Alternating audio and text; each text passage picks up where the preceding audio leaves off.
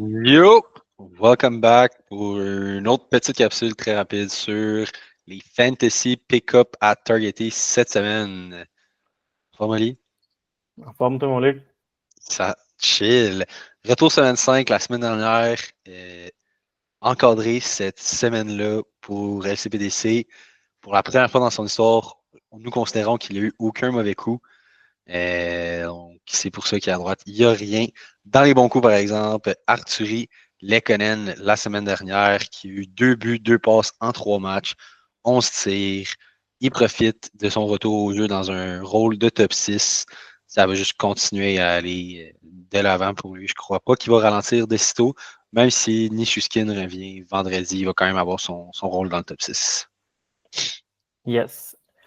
Pour le deuxième bon coup, on aurait pu en mettre quelques-uns sans nous donner la tape sur l'épaule parce qu'habituellement, on a tout le temps des mauvais coups et on n'a pas peur de le dire. On aurait pu mettre Marco Rossi. Rossi, il a eu 1 but, 3 passes en 4 matchs, mais moi, celui que je trouve qui s'est vraiment démarqué la semaine dernière, c'est Brent Clark. Seulement 1 but, 1 passe en 4 matchs. Bon, seulement entre guillemets, ça reste que c'est un défenseur, mais 7 tirs, 13 blocs, alors que, tu sais, Brent Clark, c'est un gars qui s'en venait dans la NHL, puis qu'on disait, certains analystes disaient qu'il était plus un attaquant qu'un défenseur, à quel point il était comme offensif, puis qu'il se foutait un peu de la défense, là.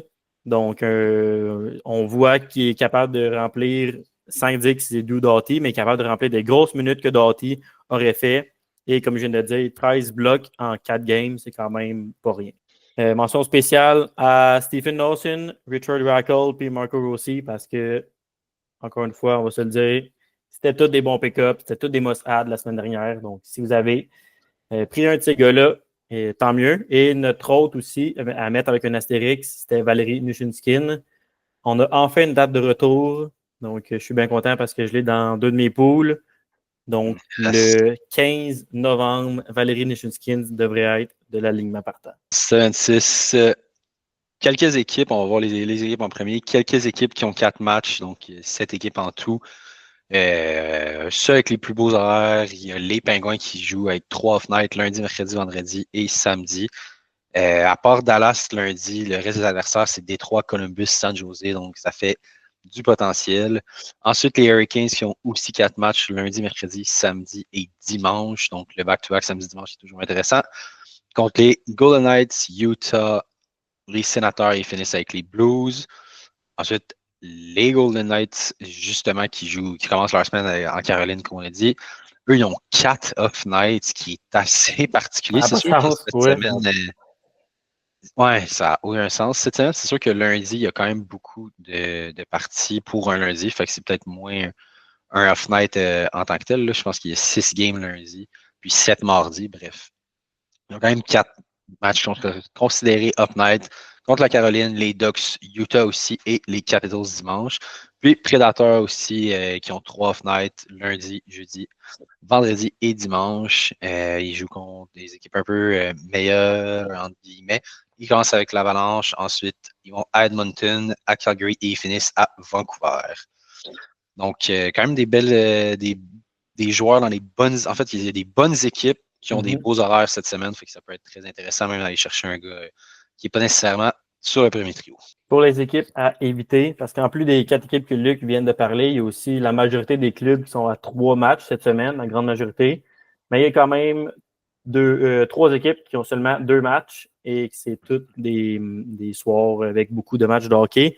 Donc, les Blackhawks, le Lightning et le Wild du Minnesota, 3 équipes à éviter. Les Blackhawks, c'est pas si pire. D'après moi, il n'y aurait pas grand joueur que vous auriez add de cette équipe-là. Donc, Brian Donato, peut-être. Brian Donato qui est en feu. Tuvo Turavainen qui est un peu en montagne russe, ce joueur-là, mais qui connaît des bons succès présentement. Mais bref, si vous hésitez entre 2 ou 3 joueurs cette semaine, essayez d'éviter un joueur qui a seulement 2 parties. Non, il y a 2 autres équipes ici qui ont juste 2 parties, Utah puis les Ducks. Mais eux, c'est dans des off-nights, donc ça peut être plus intéressant. Au moins. Ensuite, les joueurs qu'on pense qui sont des options intéressantes. On va commencer avec Alex Laferrière qui casse tout en ce moment à LA. Un joueur qu'on pense pas nécessairement qu'il allait éclore aussi rapidement que ça. Il y a seulement 3 matchs cette semaine, considérant qu'il y a beaucoup d'équipes à 4 matchs.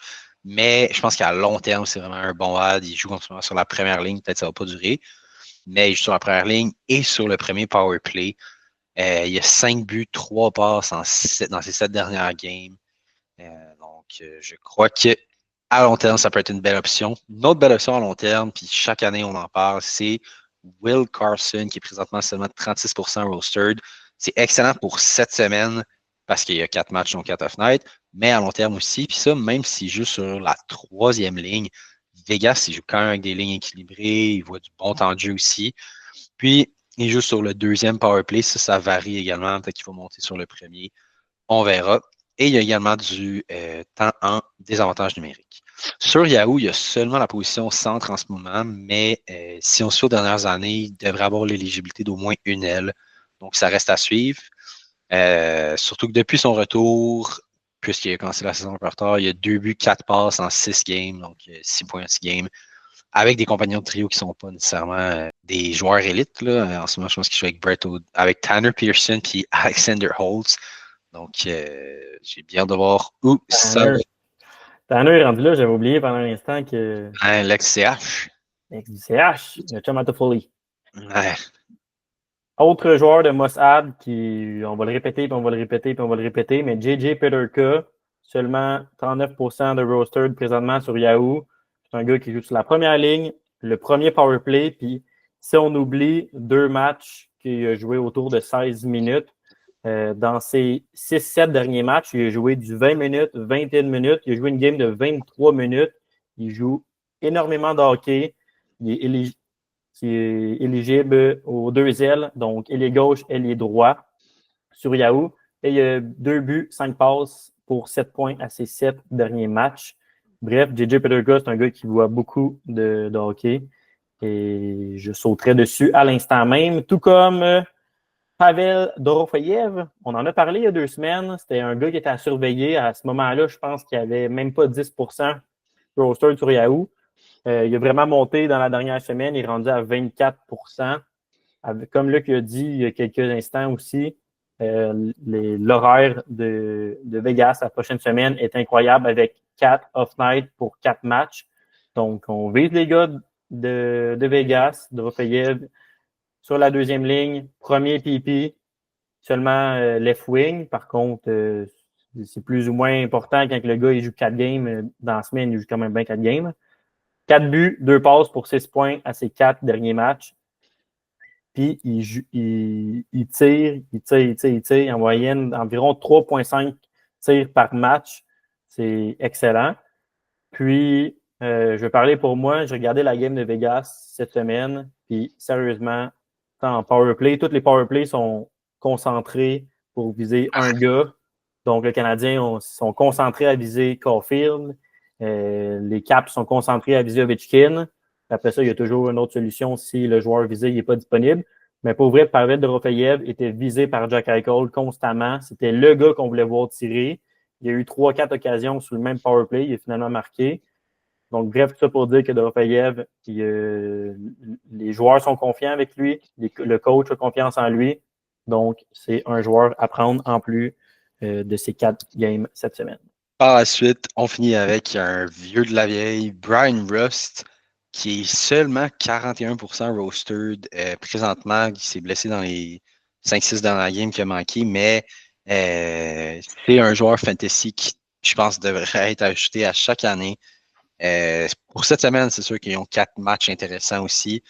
Présentement, il est sur la 2e ligne avec Malkin, mais sur le premier power play. Cependant, on sait qu'habituellement, Brian Rust, il joue avec Crosby sur la première ligne. Puis, je pense que ça ne devrait pas tarder trop. En ce moment, je pense que c'est Drew O'Connor qui est là à gauche. Puis, à droite, je ne sais plus. Je pense qu'ils ont Raquel en ce moment. C'est sur Raquel, ça va bien. Mais, d'après moi, Raquel, qui est un joueur assez en montagne russe, Rust va pouvoir saisir sa chance dès que ça va ralentir un petit peu. Là. À chaque année, c'est un gars qui a énormément de buts et de tirs. Donc, si vous avez une ligue qui prend en considération les tirs aussi, là, il est tout le temps in the mix, comme dirait mon Martin.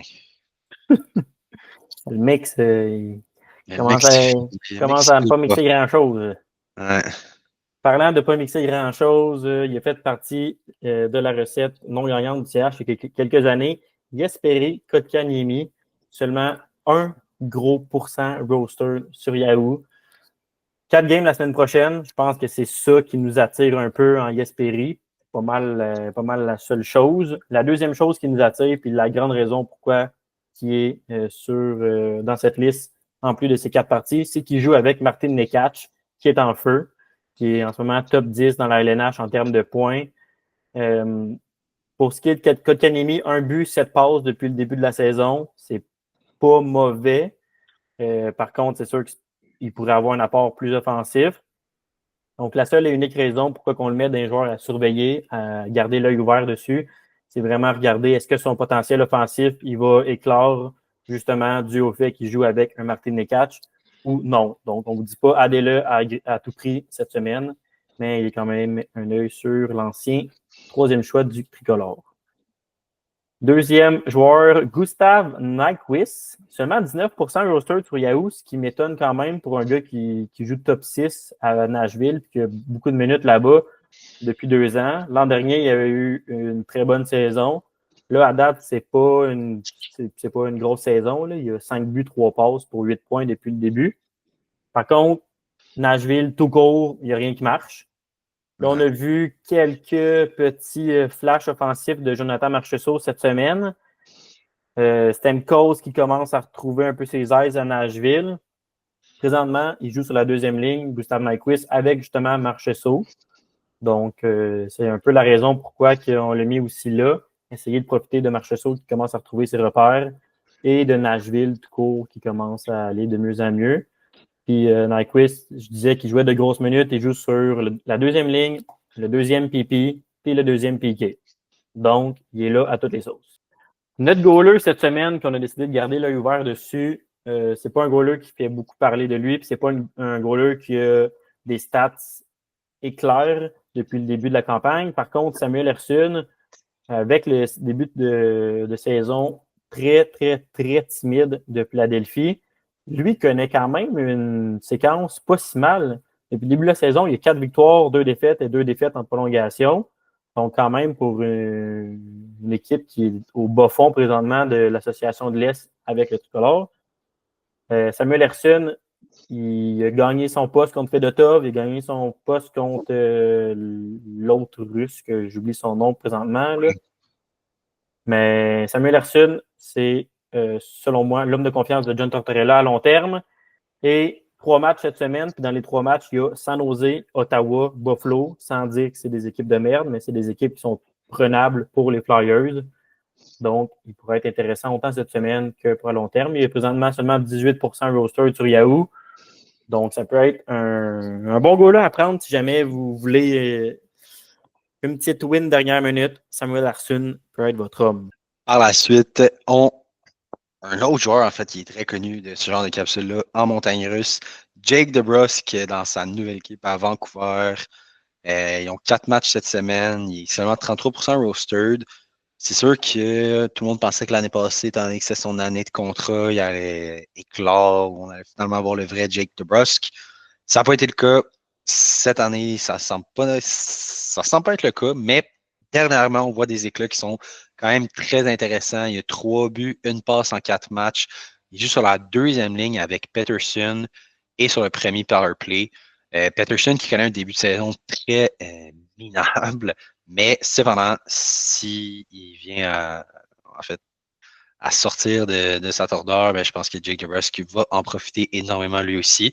Puis, Peterson, on a écouté la game au pied hier. Je pense que des bons petits flashs qu'on a vus. Un but, une passe hier. Un but, une passe. Il est back, comme on dit, sa meilleure game à date.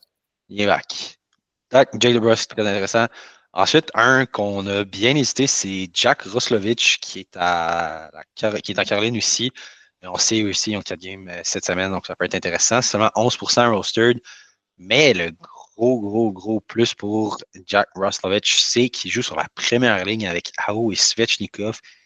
Et depuis, il y a 6 buts et 1 passe à ses 6 derniers matchs. Donc, 7 points en 6 matchs. C'est du jamais vu pour lui pratiquement. Il joue également sur le deuxième power play. Puis, ce qui est intéressant, c'est qu'il joue. Il y a 2 positions sur Yahoo, le centre et l'ailier droite. Donc, un peu volatile, mais je suis bien curieux de voir combien de temps ça va durer. Quand il s'était fait échanger l'année passée à New York, on le gardait à l'œil souvent. C'est juste que New York, il y avait tellement des lignes fortes et que ça n'a pas fonctionné. Mais là, s'il peut garder son poste en première ligne avec Aoi Svechnikov, je crois que ça peut continuer comme ça.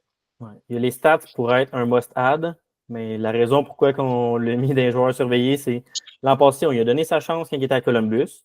On lui a donné sa chance quand il était avec les Rangers. Puis on parle de lui en début de semaine, il est sa first. Puis après ça, la capsule d'après, ben, il est rendu sa 4 parce qu'il se pognait le bang, mettons, puis où il s'en foutait du côté défensif. Donc Roslovic, c'est ça un peu qui est fatiguant avec lui. C'est pas un gars qui joue 200 pieds, mais c'est un gars qui, quand tu lui donnes sa palette, il est capable de la mettre dedans. Quand il joue avec des gars comme Zvech et Ao, il peut être très intéressant. Exact. Donc voilà, c'est qu'est-ce qui complétait la semaine numéro 6 déjà. Donc, s'il vous plaît, allez liker ça sur YouTube. Allez vous abonner à notre compte Instagram. Et on se voit la semaine prochaine pour la capsule Fantasy Hockey. Thank you.